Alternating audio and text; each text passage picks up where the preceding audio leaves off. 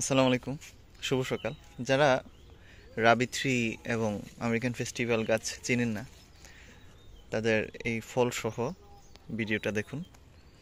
রাবি three গাছটার অবশ্যই সুন্দর ছোট ছোট ফল হয় এবং পাকার আগে তা খুবই সাদাটে বর্ণ ধারণ করে।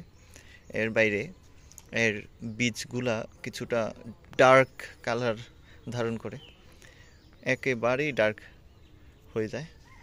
যেখানে আমেরিকান ফেস্টিভ্যালের ক্ষেত্রে ওরকম হয় না, একেবারে ডার্ক হয় না, কিছুটা গাঢ় হয় বীজগুলো। এগুলো আমেরিকান ফেস্টিভ্যাল, এবং আমেরিকান ফেস্টিভ্যালের ফলগুলা কিছুটা এমন হয় অনিয়মিত, মানে সবগুলা গোলাকার, এমন সুন্দর গোলাকার হয় না। এগুলো আবার একটু ছোট ছোট হলেও খুবই মিষ্টি। মানে আপনি যদি একবার রাবিত্রি খান, তখন আর আপনার আমেরিকান ফেস্টিভ্যাল বাজার থেকে কিনে খেলে ভালো লাগবে না, কখনোই না।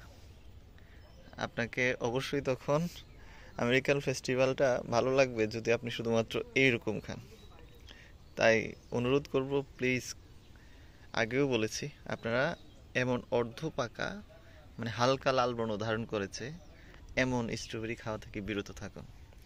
সম্পূর্ণ পাকা, এটা আমি বিকালে পারবো, সম্পূর্ণ পাকা এমন ফল পাবেন, মানে যেটা একদম ডার্ক বর্ণ ধারণ করেছে, তখনই আপনি আমেরিকান ফেস্টিভ্যালের প্রকৃত স্বাদ পাবেন। আর আর্লি গ্রোথ জাতটা হচ্ছে এটা, দেখুন মাশাআল্লাহ কত সুন্দর হয়ে উঠছে, এত সুন্দর লাগছে এটা। আমি এর ফল দেখার অপেক্ষায় আছি। আর্লি গ্রোথ জাতের পাতাগুলো একটু লম্বাটে হয় সামনের দিকে, যেটা আমেরিকান ফেস্টিভ্যালের ক্ষেত্রে কিছুটা গোলাকার হয়। দেখুন, আমেরিকান ফেস্টিভ্যালের পাতাগুলো হয় কিছুটা গোলাকার, আর আর্লি গ্রোথ পাতাগুলো হয় একটু লম্বাটে।